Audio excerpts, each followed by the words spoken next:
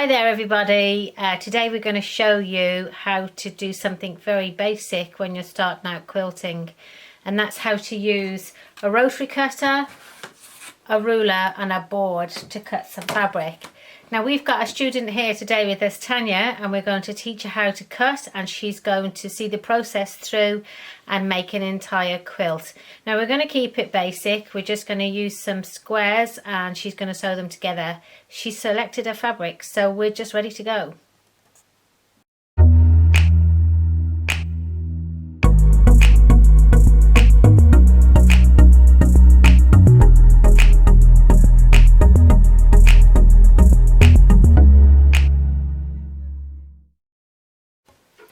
One of the things that people have to learn is how to cut with a rotary cutter, a ruler and board, and it's very, very important to get it right. This will prevent injuries and make sure that you get the best use out of your fabric. So Tanya had already picked out several colours, and we've already cut them into 10-inch strips across the width. So that means we've cut the 10-inch strip across the entire width of the fabric. And we've taken off the selvage, which is the bit that runs across the edge, and I'm going to show you how to cut. So we want to cut these 10-inch strips into 10-inch squares. So we're going to pull the edge of this fabric onto the 0 on the board. There's no 0 there, but we know it is because that's number 1. And then we are going to pull this to the edge, and we're going to make sure that this straight line is running along one of the lines on the board, and that's how we'll know that we're going to be cutting square. And then we're going to find the 10-inch section on the board. So there's a 10 up here and there's a 10 here, and then we're going to put the ruler on the lines that are running on the board. Now there are other ways to cut, but this is the simplest way for you to start out. Now you have your cutter. There's several different cutters, but this is the one that we use. And you must remember to remove the blade safety cover and put it on after each action. So the cover is now on, and we're going to remove the cover. Now this blade is very, very sharp, and if you don't use it properly, you will have an accident. So you just need to take a bit of care and attention. So you keep your fingers on the center of the ruler, about an inch away if possible from the edge, and you want to maintain an equal pressure with your fingers on the ruler. It's not really a pressure on the cutter to make the cut in the fabric, it's more to do with the technique. Now when you've got pressure so that ruler is not moving, you then need to allow yourself enough space and place the blade next to the ruler. Now you need to maintain a 90-degree angle from the blade on the cutter and the ruler. Okay, so we're ready to cut. So you have to place a little bit of pressure, but you really don't need to press too hard because that should just cut through the fabric. And then we put the cover on and put the blade down, and there we have, we've made the cut. Okay, now we are going to make another cut in this fabric.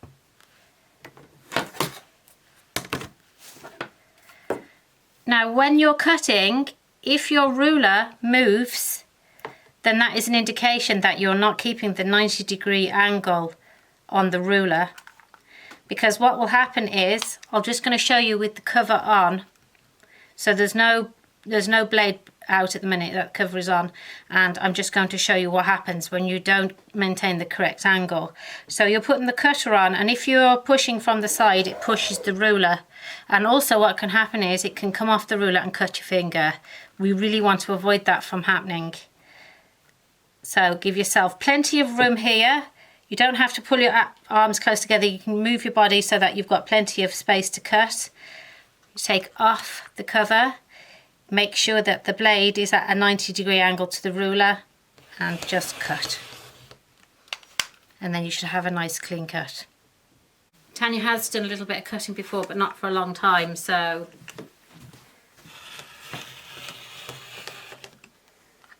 cover on, that's it, well done. So I'll hold that for you.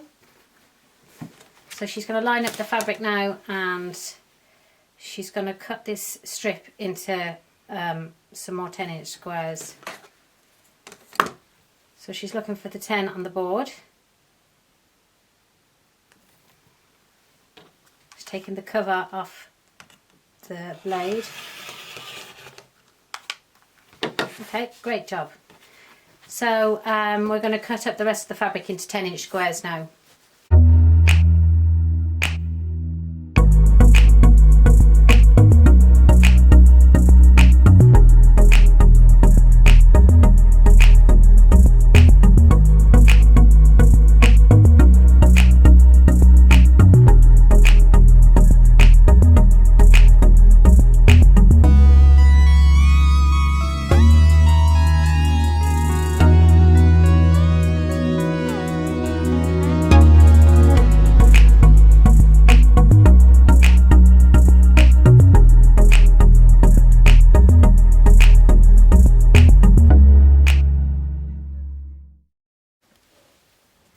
So Tanya has spent the last 10 minutes laying out all her squares that she's cut previously. They're all 10-inch squares, and this is her first quilt, so she's just, you know, she's chose something simple, and she chose a variety of fabrics, and she's just laying out the finishing touches.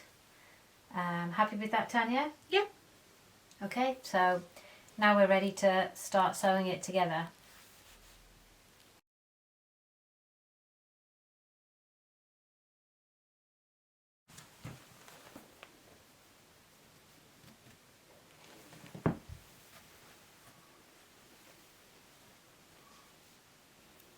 Thank you.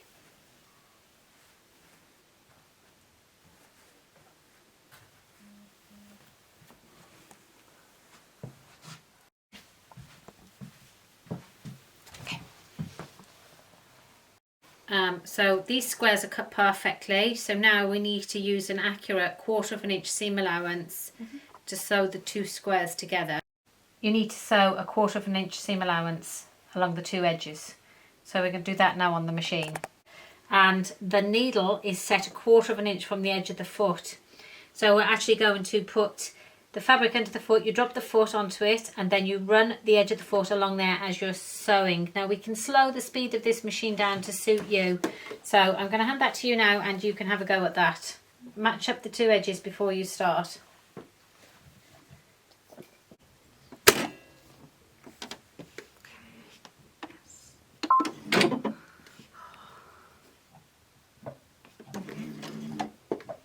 Just press the foot. Do you want to speed it up a little bit? Yeah. Now Tanya actually is a beginner. Right, press a bit harder on the foot now. Oh.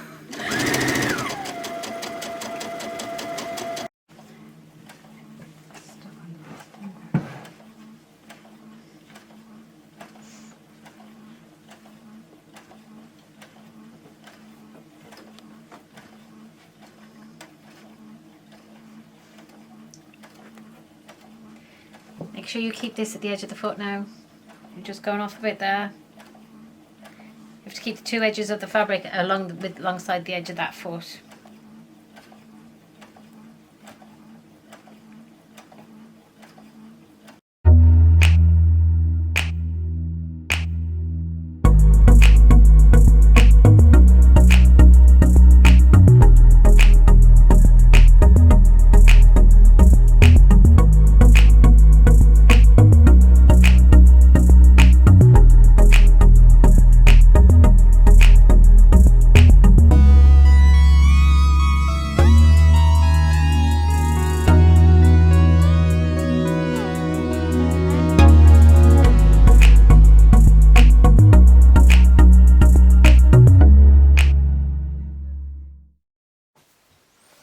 Okay, this is the first strip across of Tanya's quilt. So she's going to gently press the seams all one way on the first strip, as she's doing. Now just turn it over to make sure that there's no pockets and that all the seams are lying nice and flat. And when you're pressing fabric, you press it gently. It's not like ironing a shirt, because you don't want the fabric to stretch.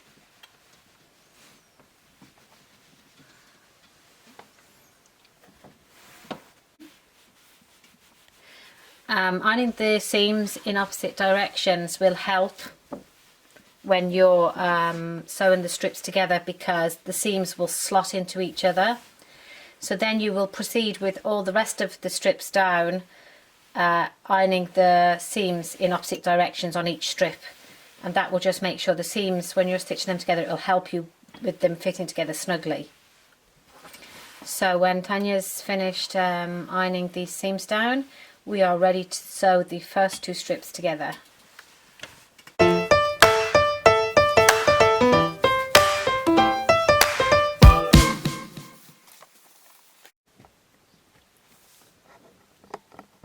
Do I line these up like that at the corners? Yeah, as you put the 2 strips together now, and then you're matching your seams, and you see how they, because you've ironed them in opposite directions, they're fitting in snugly together. Yeah. So start stitching with your 1/4 inch seam allowance, and you're going to match up those seams as you go.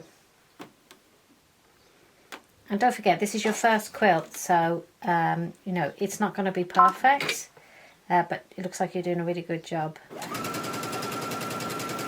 See, she's already got a bit faster.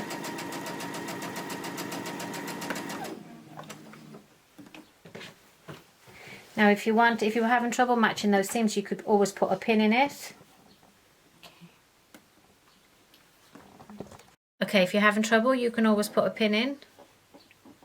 That will just hold those 2 seams together and allow enough space that you can still stitch.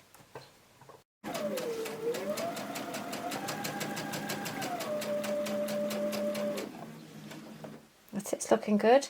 Don't be afraid to stop and start the machine as you're going along, rather than just keep stitching. It's always good to just slow down and realign the fabrics as you go.